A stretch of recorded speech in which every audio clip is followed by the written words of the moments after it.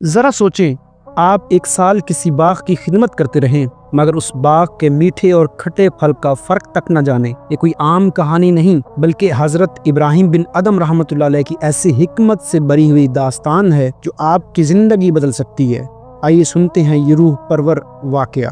حضرت سیدنا یحییٰ بن اسود کلابی رحمۃ اللہ علیہ فرماتے ہیں، حضرت سیدنا ابراہیم بن ادھم رحمۃ اللہ علیہ کو میں نے اپنے باغ کی دیکھ بھال کے لیے رکھا، یعنی ملازمت پر رکھا۔ تقریباً 1 سال بعد میں اپنے کچھ دوستوں کے ساتھ باغ میں گیا اور حضرت سیدنا ابراہیم بن ادھم رحمۃ اللہ علیہ سے کہا، ہمارے لیے چند میٹھے انار توڑ کر لاؤ۔ وہ گئے اور چند انار ہمارے سامنے رکھے۔ جب ہم نے ان اناروں کو کھایا تو وہ بہت ہی کھٹے تھے۔ میں نے ان سے کہا، تم اس باغ میں پورا 1 سال ہو چکا ہے، ابھی تک تم میٹھے اور کھٹے اناروں کی پہچان نہ کر سکے، ان کی پہچان نہ ہو سکی؟ تو وہ فرمانے لگے، آپ مجھے بتا دیجئے کہ کس درخت کے انار میٹھے ہیں، میں ابھی حاضر کر دوں گا۔ پھر میں نے ابراہیم بن ادھم رحمۃ اللہ علیہ کو میٹھے اناروں کے درختوں کے بارے میں کچھ بتایا تو وہ میٹھے انار توڑ کر لے آئے۔ پھر ایک شخص عمدہ اونٹ پر سوار ہو کر ہمارے پاس آیا اور اس نے حضرت سیدنا ابراہیم بن ادھم رحمۃ اللہ علیہ کے بارے میں پوچھا۔ میں نے اسے بتایا، آپ رحمۃ اللہ علیہ فلاں جگہ پر موجود ہیں۔ وہ شخص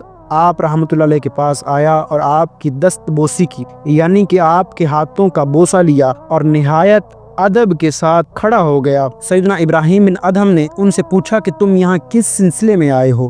وہ شخص کہنے لگا، میں بلخ شہر سے آیا ہوں، آپ رحمۃ اللہ علیہ کے چند غلاموں کا انتقال ہو گیا ہے، یہ 30,000 درہم آپ رحمۃ اللہ علیہ کے ہیں۔ وہ کہنے لگا، حضور میں اتنی دور سے اتنے سفر کی تکالیفیں برداشت کر کے حاضر ہوا ہوں، براہ کرم یہ رقم قبول فرما لیجیے۔ آپ رحمۃ اللہ علیہ نے فرمایا، ایک چادر بچھا دو اور سارا مال اس پر ڈال دو۔ اس نے ایسا ہی کیا۔ پھر آپ رحمۃ اللہ نے فرمایا، اس مال کے برابر 3 حصے کرو۔ اس شخص نے پھر اس کے 3 حصے کر دیے۔ آپ رحمۃ اللہ نے فرمایا، ایک حصہ تیرے لیے ہے کیونکہ تو سفر کی مشکلات کو برداشت کر کے آیا ہے، اور دوسرا حصہ لے جاؤ اور بلخ شہر کے غرباء و مساکین میں تقسیم کر دینا۔ پھر آپ رحمۃ اللہ علیہ حضرت سیدنا یحییٰ کی طرف متوجہ ہو کر فرمانے لگے، ایک حصہ تم لے لو اور اسکلان شہر کے غرباء اور فقراء میں تقسیم کر دینا۔ اتنا کہنے کے بعد آپ وہاں سے تشریف لے گئے اور ان 30,000 درہم میں سے 1 درہم بھی نہ لیا۔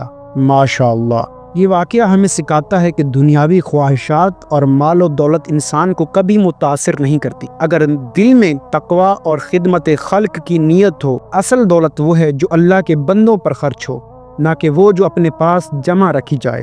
دوستوں، اگر آپ کو یہ بابرکت واقعہ پسند آیا ہو تو مزید اسلامی واقعات سننے کے لیے ہمارے اس چینل ہمارا اسلام کو سبسکرائب کریں اور ایمان افروز کہانیاں حاصل کریں۔